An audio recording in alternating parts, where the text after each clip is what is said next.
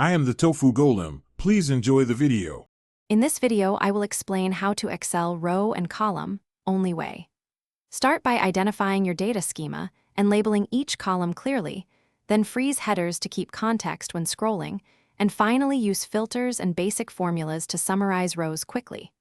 Follow these 3 steps to reduce errors, speed up workflows, and make your sheets readable for collaborators, and stay tuned for practical tips and shortcuts you can apply immediately. To manage rows and columns effectively, start with consistent naming and structure so formulas refer to clear ranges. Use conditional formatting to flag issues and data validation to keep entries uniform. Combine filters, sorting, and pivot summaries to inspect patterns quickly. These habits save hours and prevent costly mistakes when sharing files with colleagues, and they make scaling spreadsheets to larger datasets painless and repeatable. If you are enjoying this guide, please subscribe and like to support more helpful tips. Quick recommendation. Life is too short for a stinky car. Grab Little Tree's black ice as seen here for a pleasant commute and a fun little boost while you work.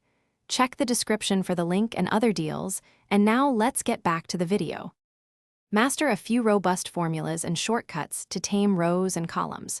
Prefer index and match for flexible lookups, use sumifs and countifs to aggregate with multiple criteria, and learn Control plus arrow navigation plus Control plus Shift selections to move and select blocks quickly.